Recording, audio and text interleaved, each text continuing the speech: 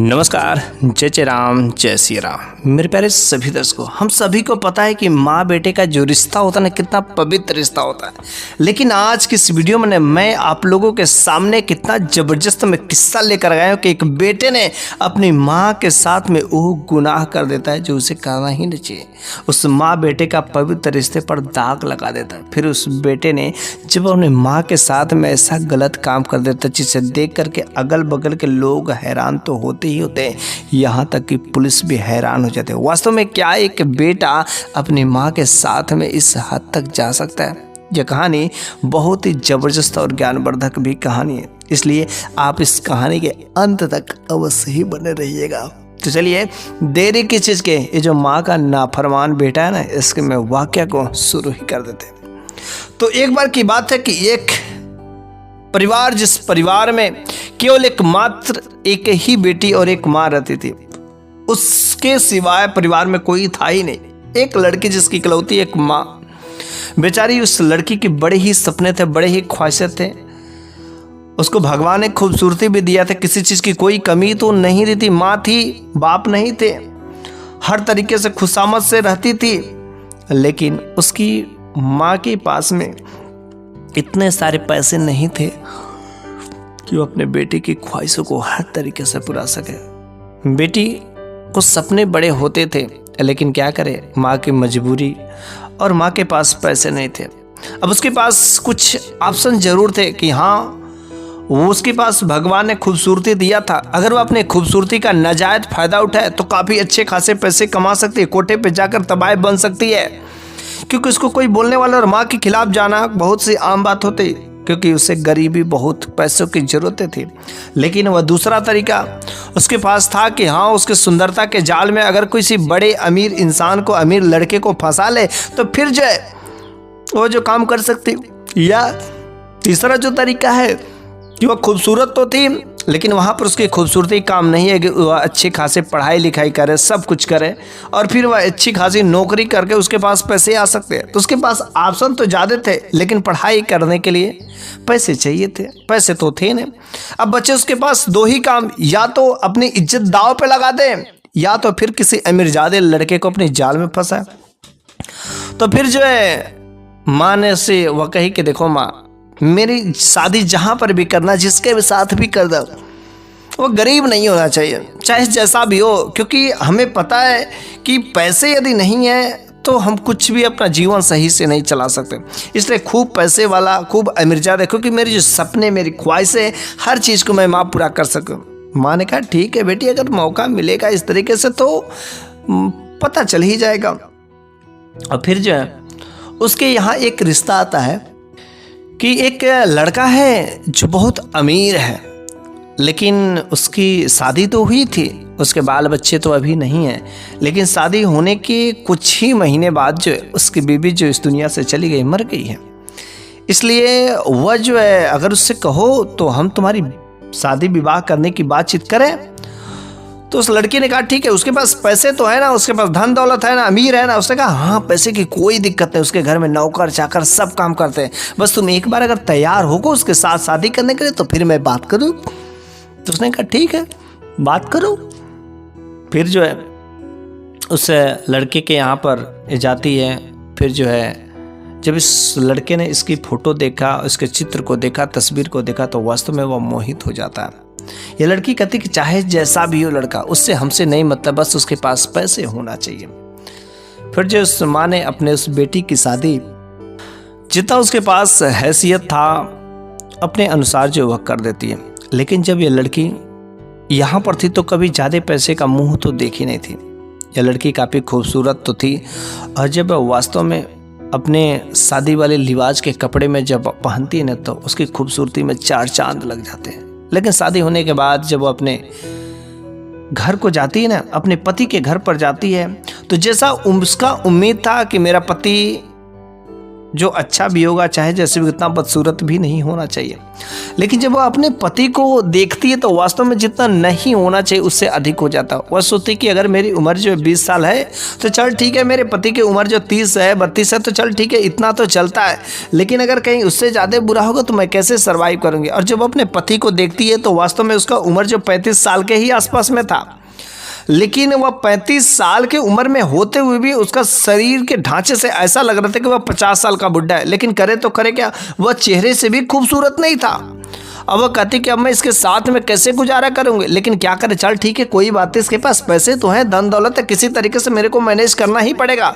उस परिवार में और कोई नहीं था, बस वह उसका माँ थी और वह था। दो ही लोग उस घर में रहते थे और घर के दरवाजे पर हर जगह नौकर चाकर लगे हुए थे। खाना बनाने के लिए अलग नौकरानी, कपड़ा धोने के लिए अलग नौकरानी, हर चीज़ करने के लिए अलग अलग नौकरानियाँ लगी हुई थी। उसको किसी प्रकार की कोई काम नहीं करने की थी।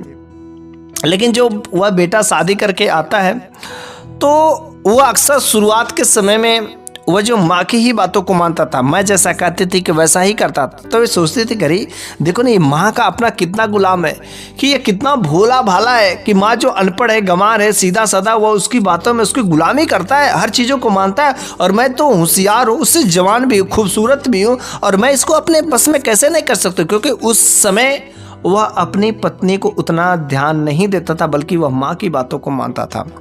लेकिन यह सोची कि आखिर कैसे मैं उसको अपने बस में करूँगी, किस तरीके से करूँगी कि जो माँ का गुलाम बन बैठा है, आखिर यह मेरी वाली कब सुनेगा। उसकी जो सूरत था, उसकी शकल सूरत था, उसको तो पसंद नहीं था, लेकिन उसे पैसों की लालसा थी। उसे जो चाहिए था उसे चाहिए ही चाहिए, क्योंकि उसके बहुत सारे सपने थे, गहने, अच्छे अच्छे कपड़े पहने, इन सब सपनों को भी साकार करना था। अगर उसका पति उसके बस में नहीं होगा तो सारे के सारे चीज़ें कैसे मिलेंगे। बस वो काम से काम रखता था और दिन भर जो काम से बाहर आता था, शाम को आता था, खाना खाता, सो जाता। उसके घर में नौकर चाकर सब कुछ थे और वह अधिकतर जो माँ के ही पास में ज़्यादा समय दिया करता था। और कुछ दिन ऐसे ठीक ठाक तो बीत रहे थे, लेकिन जो एक बार वह कुछ टीवी देख रही थी और टीवी में देखते देखते उसको पति को बस में करने वाले टिप्स मिल जाते हैं जी। और जब पति को बस में करने का सिंपल सा टिप्स होता है कि अपने पति की खातिरदारी ज़्यादा से ज़्यादा करो।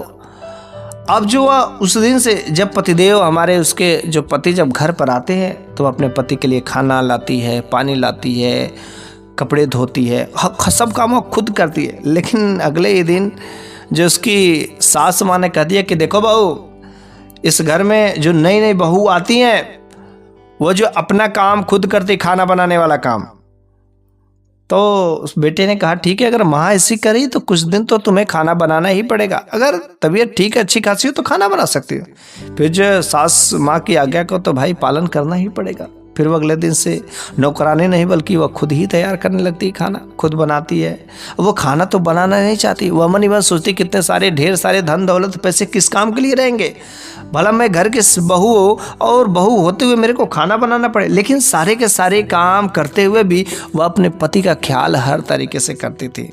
अपने पति को चाय पानी, नाश्ता, मालिश करना, हर चीज़ का ख्याल है। और जब वह पत्नी अपने पति का ख्याल रखने लगती, केयर करने लगती ना, वह भी पति जो अब अपनी पत्नी की बातों को, अपने पत्नी का केयर करने लगता, अपने पत्नी का परवाह करने लगता, तुम्हें क्या चाहिए क्या चाहिए। अब वो जो कभी कभी वह साड़ी अपने आप ही ला करके देने लगा। इस तरीके से वह धीरे धीरे धीरे उसे अपने जाल में फंसाना शुरू कर देती है। लेकिन एक दिन जो है वह खाना बना ही रही थी कि अचानक उसका हाथ जो है कढ़ाई से जल जाता है और उसमें बड़े से छाले पड़ जाते हैं। शाम के समय जब पति आता है तो कहती देखिए हाथ जल गए, इतने बड़े छाले पड़ गए, अब इसका क्या होगा। जैसे पति ने देखा कि मेरी पत्नी का हाथ जल गया, क्योंकि वह केयर करती तो अपने जाल में फंसा लेती। अब तो वह कहा था कि नहीं, अब तुम जो बिल्कुल खाना नहीं बना सकती। अब आखिर नौकरानी किस काम के लिए? हाँ ठीक है, मैं एक और नौकरानी एक्स्ट्रा रख देती हूँ, अगर माँ के लिए परहेजगार खाना चाहिए तो उसके लिए बना देगी, और फिर जो एक नौकरानी जो हम लोगों का भोजन बनाएगी। लेकिन अब से तुम्हें कोई सी प्रकार का कोई जो किचन में काम नहीं करना है, कुछ नहीं करना है। उस माँ को भी पता चला, तो माँ से बेटे ने कह दिया कि देखो माँ, अब मेरी जो पत्नी अब खाना नहीं बनाएगी। और उसने कहा ठीक है कोई बात नहीं, लेकिन जैसा संस्कार है वैसा तो करना चाहिए। उसने कहा माँ जो लोग संस्कार थे चले गए। लेकिन माँ, मैं तुमसे एक बात कहना चाहता हूँ कि देखो, शादी के हम लोगों के लगभग 3 महीने हो गए हैं और 3 महीना बीत चुके हैं और अभी हम लोग हनीमून पर नहीं गए हैं। तो माँ ने कहा, अरे बेटा, शादी होते ही हनीमून पर लोग जाते हैं, अब तो 3 महीने हो ही चुके, तुम तो हनीमून मना ही चुके हो, तो अब कहाँ जाओगे? उसने कहा, चाहे जैसे भी हम लोग हनीमून मनाने जाएंगे बाहर, अगर कोई पूछेगा तो कह देना सैर करने गए हैं। फिर उन लोगों ने अपने पत्नी को लेकर के हनीमून के लिए जो है चले जाते हैं। अब जब हनीमून के लिए चले जाते हैं तो वहाँ पर जाकर के खूब सैर करते हैं, फ़ोटो खींचते हैं, तस्वीरें लेते हैं, अलग अलग तरीके से मज़ा लेते हैं, खूब पैसे खर्च होते हैं, क्योंकि उसके पास पैसों की तो कमी नहीं था, जितना चाहिए 1 महीने तक लगातार वो लोग हर तरीके से मज़े लेते जितना चाहिए, हर चीज़ों का। अब तो वो लड़की इतना वो अपने पति को बस में कर ले रहे थे कि जिस महंगी चीज़ पर हाथ रख देती ना, उसका पति तो उसे लेना ही पड़ जाता था। बेचारा वह करे तो करे क्या, अब तो वो उसकी गुलाम बन ही गया था। अब तो वह माँ की बातों को भी नहीं मानता था, माँ की बातों को धीरे धीरे इग्नोर करने लगता। जब 1 महीने बीत जाते हैं, तो जब 1 महीने बीत जाते हैं तो कहता है कि देखो जी, हम लोग 1 महीने यहाँ पर हो गए आए और घर का कुछ सारे काम काज भी करने, बहुत हम लोगों को घुमाई हो गया, अब हम लोगों को आई थिंक घर चलना चाहिए।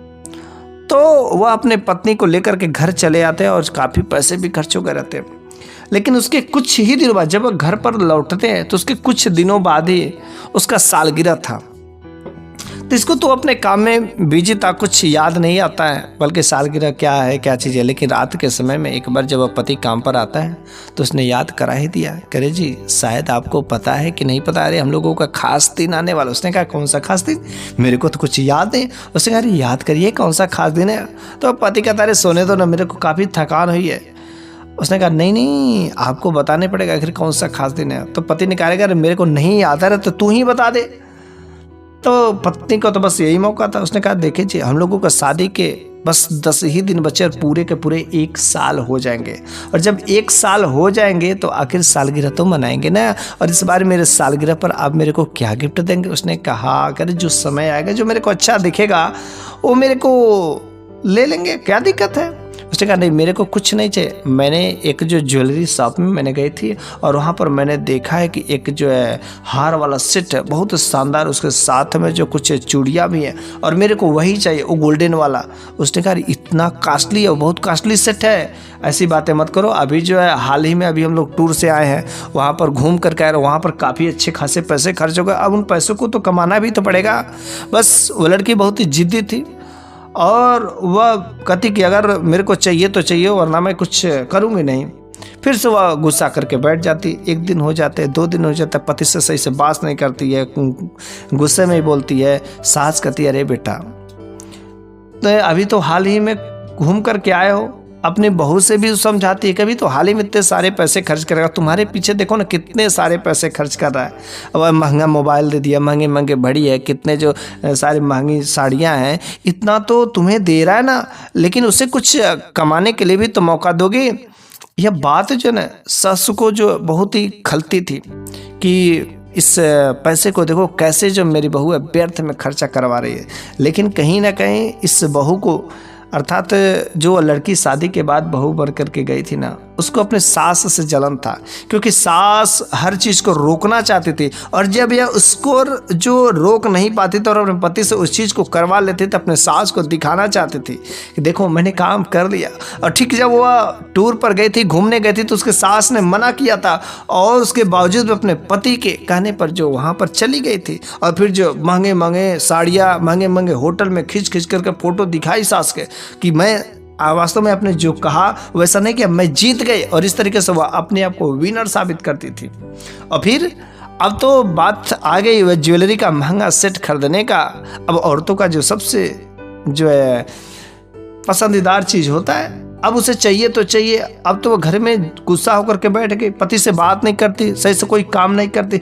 बेचारा वह 1 दिन आता, 2 दिन आता, 3 दिन आता, मनाता है, लेकिन वह नहीं बोलती, क्योंकि वह जिद पर आ गई है। गुस्सा करती, पति से लड़ाई करती, झगड़ा करती, चाहे जैसे भी हो। आखिर इतना सारा धन दौलत ये सब किस काम के लिए आएंगे? मेरे को जो चाहिए मेरे को चाहिए ही चाहिए। सास ने कहा, अरे बेटी अभी कुछ दिन होने दो, फिर से अगली बार तुम ले लेना, इस बार अगर बेटे का नहीं मन करा तो मत लो, अगली बार तुम्हें दे देगा, इस बार उसका मन नहीं है। तो उसने कहा नहीं, मेरे को कुछ भी हो चाहिए ही चाहिए, और आप शांत रहिए, ये सारे धन दौलत है किस काम को आएंगे, मेरे ही तो है। अगर मेरा भी आधा है और पति का भी आधा है, इसलिए क्या मैं अपना इतना हक नहीं कर सकती? मेरे पतिदेव को चाहे जैसे भी हो मेरे के लिए लाना ही पड़ेगा। बेचारा वह पति भी बहुत ही नाजुक हो जाता है। और फिर जो सालगिरह के 5 दिन पहले वह उस महंगे गोल्डन सेट को ला करके अपने पत्नी के आगे रख देता है। अब बेचारा वह अपने पत्नी के महंगे महंगे आर्डर, महंगे महंगे जो शौक सामान के थे, उसको लाने के चक्कर में वह जो इतना डिप्रेशन का शिकार हो गया, क्योंकि वह जिद कर लेती, ये कर लेती, वो कर लेती, और उसे चाहिए ही चाहिए। वह अपनी माँ की बातों को बिल्कुल ही नहीं मानता था। माँ उसे कहती थी, मना करती थी कि बेटा ये मत कर, बेटा ये मत कर। अपनी पत्नी को चढ़ा रहे, अपनी बहुरी को चढ़ा रहे, सर पे चढ़ा रहे, और तुमको नहीं पता कि एक दिन तुम्हारे सर पे बैठ कर तांडव करेगी। जब ये सब बातें करता तो अधिकतर वह माँ बेटे में लड़ाई झगड़े हो जाते थे। लेकिन यह बहू का रोज ऐसा ही रवैया था। लेकिन एक बार गजब की बात हो जाती है। पता नहीं क्या होता है कि सुबह सुबह का समय रहता और यह तो मस्त सोई जाती है, और उस दिन पूरा का पूरा दिन उसका पति उसके घर पर नहीं रहता है। और पता नहीं, उसे पता भी नहीं चलता कि मेरा पति घर पे आया, मेरे पास आया था, सोया था कि नहीं, उसे कुछ नहीं पता होता। लेकिन जैसे जब सुबह का समय होता है ना, तो जब सुबह का समय होता तो घर पर काफ़ी तेज़ी से लोग दरवाजे को पीट रहे थे। तो उसने सोचा कि मेरा पति जो है खोल देगा दरवाजे को। लेकिन कोई जब दरवाजे को नहीं खोलता तो केवल दरवाजे पर धड़ाधड़ पीटने की आवाज़ ही आती है।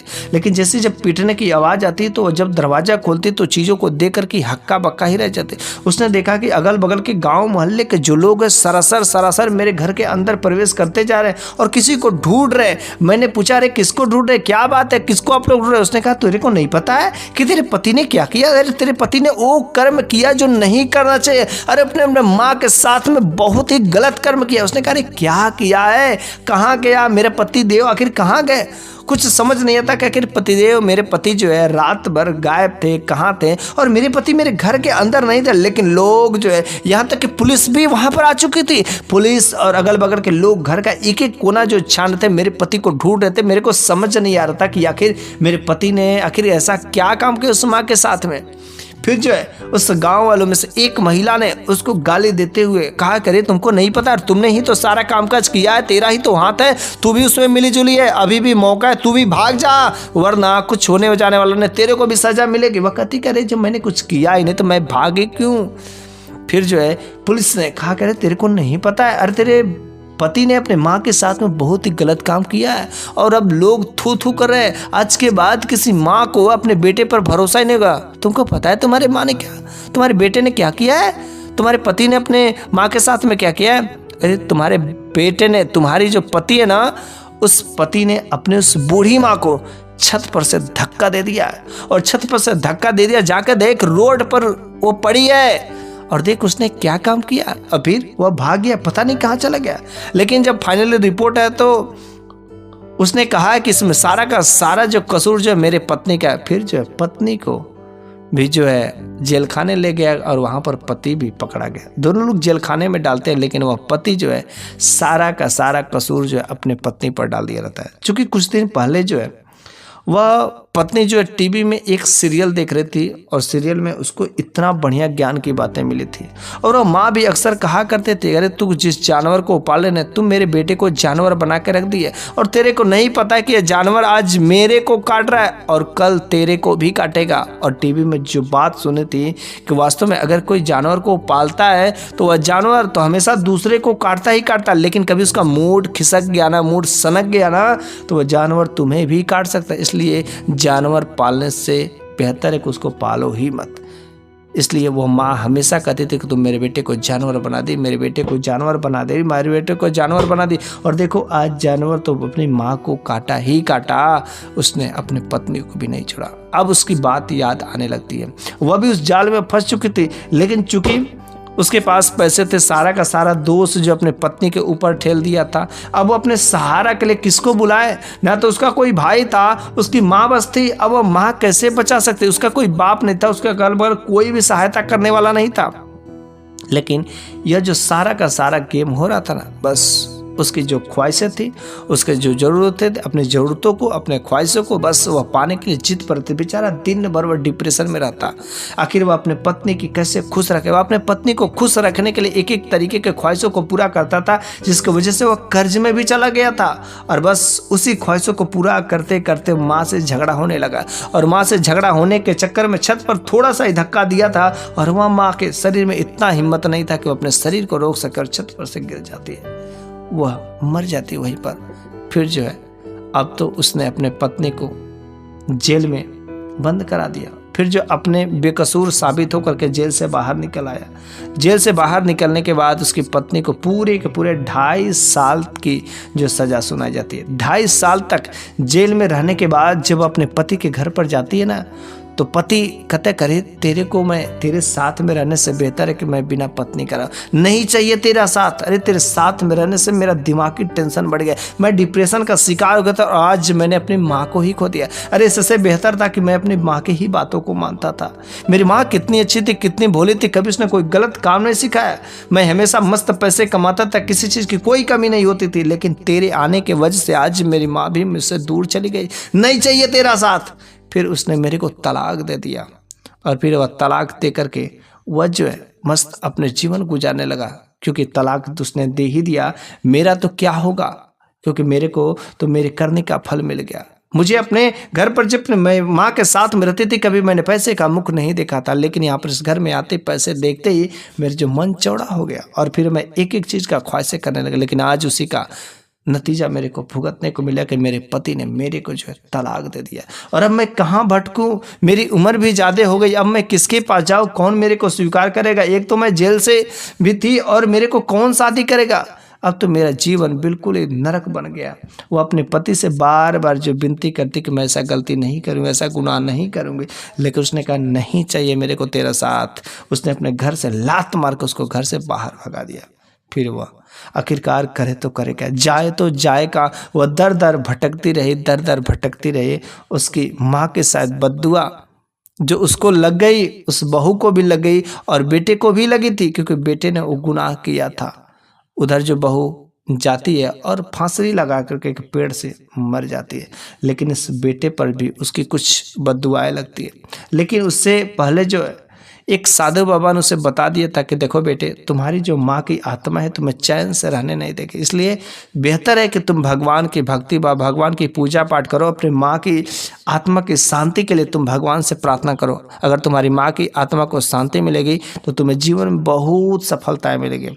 और इस तरीके से वह लड़का अपनी माँ की आत्मा की शांति के लिए बहुत सारे उपाय भी किया, प्रार्थना भी किया, भगवान से हमेशा प्रार्थना करता था और इस तरीके से उसे माँ की बद्दुआ भी नहीं लगती। बस मेरे प्यारे सभी दर्शकों, बस आज की इस कहानी के माध्यम से मैंने आपको माँ बेटे का जो पवित्र रिश्ता होता है ना, आखिर कभी कभी यह पवित्र रिश्ता में दाग क्यों पड़ जाता है, आपको इस कहानी के माध्यम से जरूर ही समझ में आया होगा। बहुत सारे ऐसे घर परिवार होंगे जो बीवी के वजह से, पत्नी के वजह से लोग बेटा अपनी माँ को भूल जाते, अपनी माँ के साथ में ऐसा गुनाह कर बैठते कि जो नहीं करना चाहिए। बस अगर यह कहानी आपको अच्छी लगी हो ना तो कमेंट बॉक्स में ज़रूर बताइएगा, मैं आपको बहुत ही बेसब्री से इंतज़ार करूँगा। अगले वीडियो में मैं फिर से कुछ ऐसी ही नई शानदार कहानियाँ लेकर के हाजिर हूँगा। तब तक के लिए धन्यवाद।